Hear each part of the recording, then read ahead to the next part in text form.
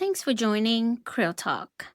This is a kickoff episode of our brand new series, The Rebound Code, a 5-part series on accountability, recovery, and leading with integrity after a misstep. In other words, how real leaders rebuild momentum with intention.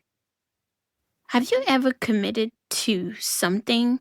Maybe told your accountability partner, I got you, or made a big public declaration and then didn't follow through?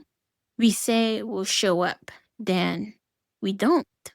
And instead of owning it, we ghost the very people cheering us on.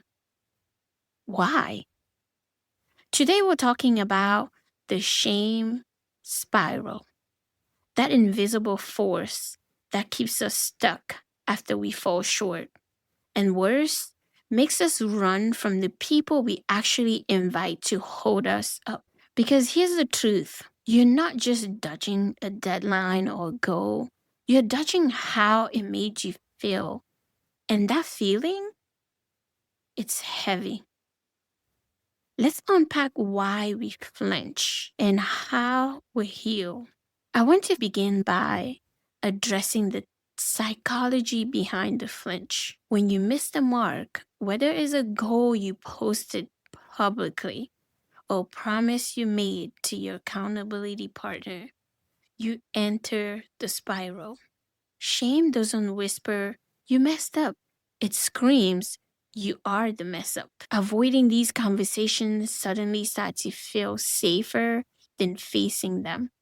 Even if the person you're avoiding is your coach, your best friend, here's what's really happening. You don't just miss the target, you start questioning your identity. You tell yourself, I'm disciplined, I'm focused, I follow through. And when you don't, shame takes over. This kind of mental tug of war is what psychology label as self-image dissonance. When the gap between who you think you are and what just happened feels unbearable. Not, I dropped the ball, but I'm not who I said I was. One time I announced a 21-day business challenge. By day 7, I was drained. By day 9, I missed a post. By day 10, gosh, I stopped updating the group entirely. Not because I didn't care, no, very far from that, but because the shame of missing publicly made me want to disappear quietly. That's the spiral. Silence, isolation, and self-judgment. Why do we hide from the help we ask for? Let's talk about the paradox. We create accountability circle to keep us aligned. But the moment we sleep, we ghost. Why? Because we fear the mirror. Not the one that shows our progression, the one that shows our pauses. We lean on a mentor to propel us forward until we stumble. Then the check-ins get skipped, the DMs go unanswered, the invite sit unopened. I had a mentee once told me, please hold me accountable to the timeline. But when the deadline came and went twice, she didn't show up. Instead of owning it, she canceled with a vague excuse. But I knew what it was. She wasn't avoiding me. She was avoiding the sound of her own inconsistency spoken out loud. Let's explore what shame doesn't want you to know. Here's the secret shame keeps from you. You can return without reflection. You can engage without explanation. You can choose recovery over retreat. In fact, the fastest way to heal the spiral is to say, I dropped the ball, but I'm showing back up. It doesn't have to be dramatic. It doesn't need a 10-slide breakdown. It just needs truth, grace, and the decision to return.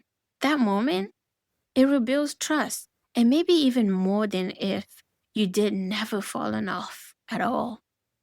Let's talk about consistency over clean execution.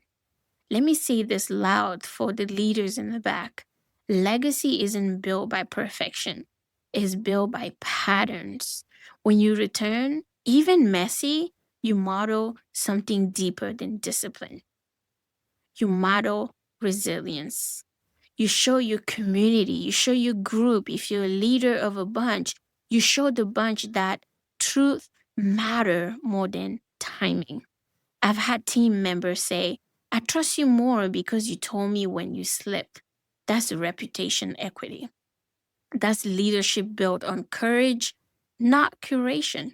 If you've been quiet, if shame has somehow found a way to silence your progression, this is your sign to step back in.